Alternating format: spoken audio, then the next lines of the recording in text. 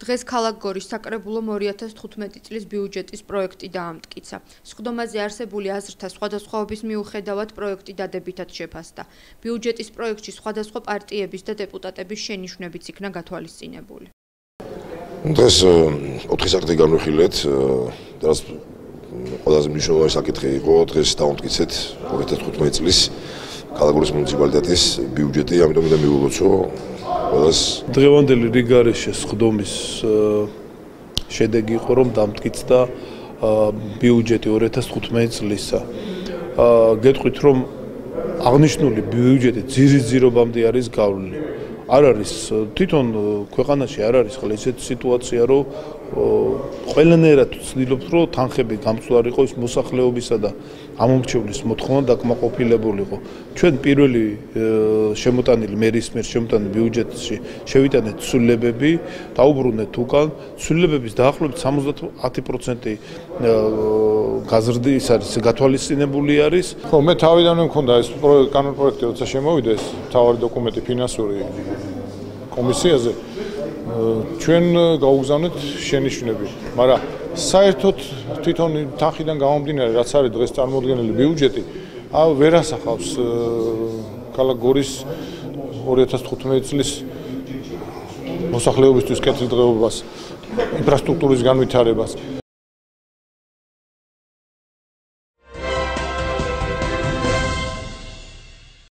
ქალაქ გორის საკრებულომ 2015 წლის ბიუჯეტი დაამტკიცა. როგორც დავით რაზმაძე აცხადებს, 2015 წლის გორის ბიუჯეტის პრიორიტეტებს ინფრასტრუქტურული პროექტების დაფინანსება წარმოადგენს. ინფრასტრუქტურული პროექტებით ქალაქის იერსახე უნდა მოწესრიგდეს, რათა როგორც საზოგადოებისთვის, ისე ინვესტორებისთვის უფრო მიმზიდველი გახდეს. ბიუჯეტის პროექტით ასევე გათვალისწინებულია ახალგაზრდების ხელშეწყობა და მათი აქტივობების დაფინანსება, რეგიონალური პროექტების ხელშეწყობა, კერძოდ საბავშვო ბაღების რეაბილიტაცია. ასევე თანხის მნიშვნელოვანი ნაწილი სოციალური და ჯანდაცვის კუთხით გაიხარჯება. მთლიანობაში ცვლილება მოხდა 1.531.500 ლარით. საშემოსავლო ნაწილი გაიზარდა 1.080.000 ლარით. პრიორიტეტი თვითმმართველობისა ყოველთვის არის ინფრასტრუქტურული პროექტები. იმიტომ რომ თვითმმართველობას ავალი ეს ძირითადად ან ინფრასტრუქტურული პროექტებით უნდა მოწესრიგდეს ის რეგიონი იქნება, ქალაქი თუ ასე შემდეგ. არის სოციალური მომსახურებას დაემატა კიდევ თანხა 700.000-მდე გახდა უკვე. გორში წინა საახალწლოდ დიდი მზადებაა, დაიდგა საახალწლო ნაძვისხე. ქალაქის სადღესასწაულო განათებებით მოირთო. ქალაქის ცენტრში გრანდიოზული საახალწლო კონცერტი, ხოლო საახალწლო დღეებში სხვადასხვა გასართობი ღონისძიებები იგეგმება. ნაძვისხის მოორთვა, ქალაქის გალამაზება, საახალწლო ფორმებით, მაგაზე გამოცხადდა ტენდერი, აქვე შედის ნაძვისხის მონტაჟი, დემონტაჟი, ნატურები, ის ფერადი განათებები, ქალაქის მოორთვა იმ სხვადასხვა აქსესუარებით, რომელიც საახალწლო განწყობილებას აქვთ, 21.000 არის მაგაზე გამოყოფილი. ამასთანავე ცალკე აქტივობად და ცალკე ღონისძიებად კულტურის ცენტრს აქვს ჩასმული სხვადასხვა აქტივობები, მათ შორის იქნება წინა საახალწლო კონცერტი, რომელიც იქნება არა მარტო საკუთარი ძალებით, არამედ მოწვეული სხვადასხვა შემსრულებლებით და ამასთანავე იქნება სასაჩუქრე პაკეტი იმ ახალგაზრდებისთვის, იმ ბავშვებისთვის, რომელიც აი სავარაუდოდ 6,000 ბავშვზე არის გათვლილი.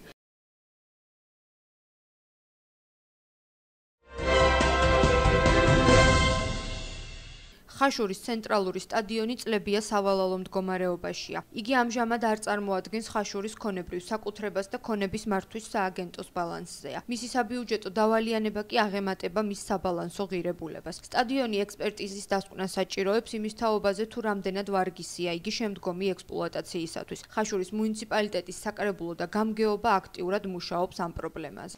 რაც შეეხება ხაშურის ცენტრალურ სტადიონს, სამწუხაროდ სავალალო მდგომარეობაშია. სტადიონი ამ წუთში როგორც ქონება არ წარმოადგენს მუნიციპალიტეტის საკუთრებას და ეს არის ქონების მართვის სააგენტოს საკუთრება. ვფიქრობ, რომ უახლოეს მომავალში მივახცევთ იმას, რომ დავიწყებთ ხაშურში სტადიონის პრობლემის გადაჭრას. მუნიციპალიტეტის ხელმძღვანელობამ ჩემის ჩათვლით, საკრებულოს ჩათვლით აქტიურად მუშაობს, რომ ეს პრობლემა იყოს ერთხელ და სამუდამოდ მოგვარებული.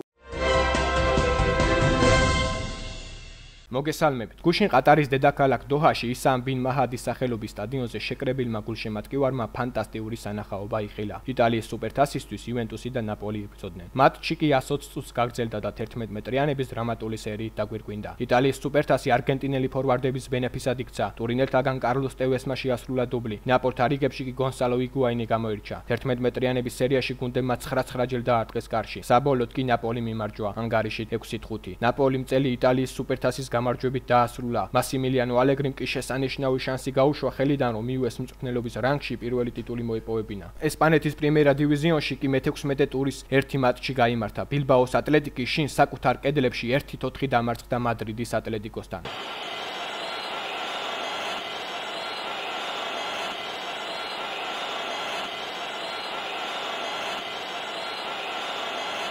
საქართველოს ჩემპიონატის მეორე წლისთვის მზადებას პირველი ზუგდიდელი ფეხბურთელები შეუდგნენ. ბესიკ შეროზიას ხელმძღვანელობით. მთავარი მწვრთნელი გუნდის გაძლიერებას 6 პერსპექტიული ახალგაზრდით გეგმავს. შეგახსენებთ, პირველი წლის დასრულების შემდეგ ზუგდიდელები 12 ქულით სატურნირო ცხრილის ბოლო საფეხურზე იმყოფებიან. საქართველოს კრივის და კიკბოქსიორთა ეროვნულმა ნაკრებმა წარმატებულად იასპარეზეს ჩეხეთის ქალაქ პრაღაში გამართულ მსოფლიოს ჩემპიონატზე, სადაც 70-მდე ქვეყნის ნაკრები გუნდი იყო წარმოდგენილი. ქართველმა სპორტსმენებმა, რომლებიც ძირითადად დედოფლის წყაროს წარმოადგენდნენ, 3 ოქროს, 3 ვერცხლისა და 2 ბრინჯაოს მედალი მოიპოვეს.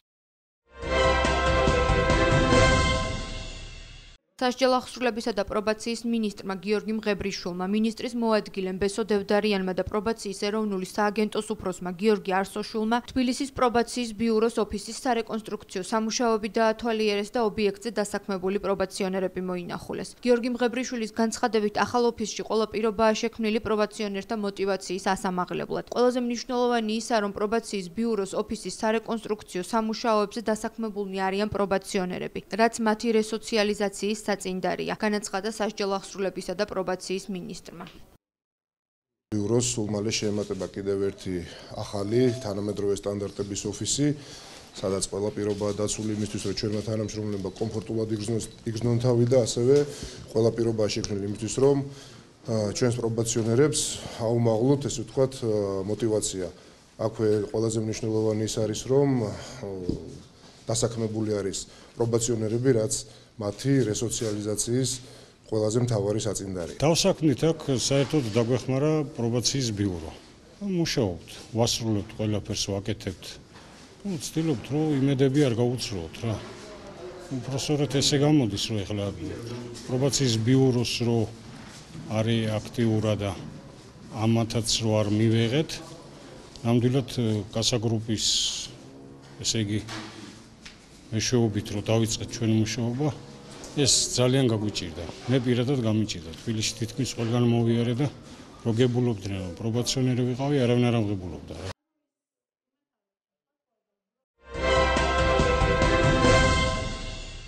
საქართველოს შეიარაღებული ძალების მეოთხე მექანიზებული ბრიგადის ნაკრები ასეულის პირადი შემადგენლობა უკვე ავღანეთშია. ასეულს ავღანეთში საქართველოს შეიარაღებული ძალების უფროსი სამხედრო წარმომადგენელი პოლკოვნიკი ჯონი ტატუნაშვილი დახვდა. ქართველი სამხედროები გერმანული სარდლობის დაქვემდებარებაში ავღანეთის ჩრდილოეთით მიზარი შარიფში მდებარე სამხედრო ბაზა მარმალზე საერთაშორისო მისიას 6 თვის განმავლობაში შეასრულებენ. ქართული ასეული როტაციის წესით ერთ-ერთ გერმანულ დანაყოფს ჩაანაცვლებს. მისიის გადაბარების ოფიციალური ცერემონია მოგვიანებით გაიმართება. მეოთხე მექანიზებული ბრიგადის ასეულმა საქართველოში 13 კვირიანი წვრთნა, ხოლო გერმანიის ფედერაციულ რესპუბლიკაში ვილდფეკენისა და ჰამელბურგის სამხედრო ბაზებზე 5 თვიანი სწავლება რამდენიმე ეტაპად გაიარა. ჯარისკაცებს გერმანელი ინსტრუქტორების მეთვალყურეობით ბუნდესვერის ჯარისკაცებთან ერთად ინდივიდუალური ოცეულის ასეულის დონის კომბინირებული და სიტუაციური წვრთნები ჩაუტარდათ. ქვედანაყოფს აქ გაზვლილი მომზადება 5 თვიანი გერმანიის რესპუბლიკაში.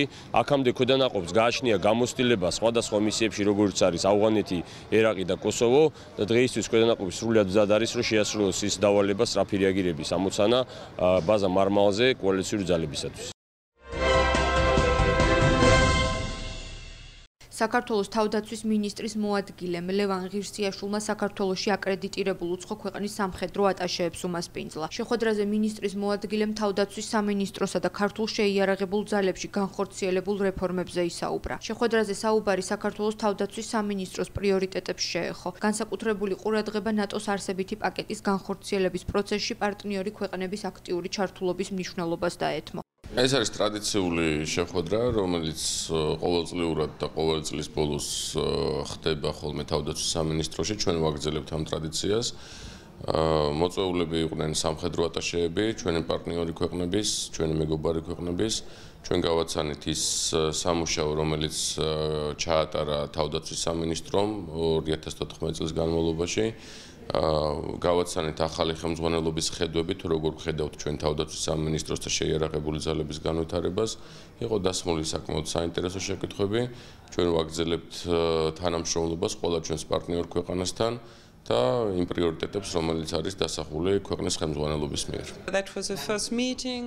საქართველოში აკრედიტებული სამხედრო ატაშეები სრული შემადგენლობით დღეს პირველად შეხვდით საქართველოს თავდაცვის მინისტრის მოადგილეს, რომელიც საერთაშორისო ურთიერთობებზეა პასუხისმგებელი. ეს მნიშვნელოვანი შეხვედრა იყო. მინისტრის მოადგილემ ყურადღება გაამახვილა თავდაცვის უწყების პრიორიტეტებზე, რომელიც ევროკავშირსა და ევროატლანტიკურ საზოგადოებაში ინტეგრაციას გულისხმობდა. ეს იყო ჩვენი პირველი შეხვედრა. დარწმუნებული ვარ, ჩვენ შორის კარგი თანამშრომლობა შედგება.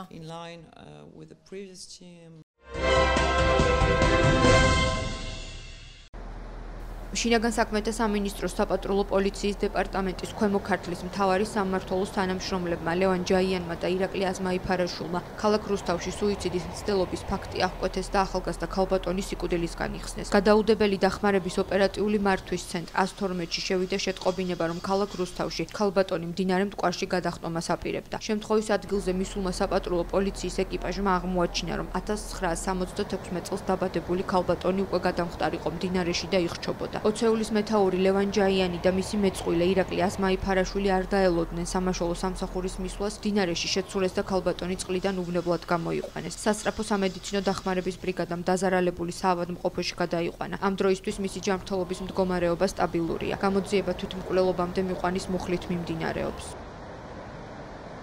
რადიოსადგურ 112-დან შემოვიდა შეტყობინება, რომ ქალაქ რუსთავში ძველი და ახალი რუსთავის დამაკავშირებელი ხიდის ქვეშ მტკვარში ქალბატონი თვითმკვლელობის მიზნით შესული იყო წყალში.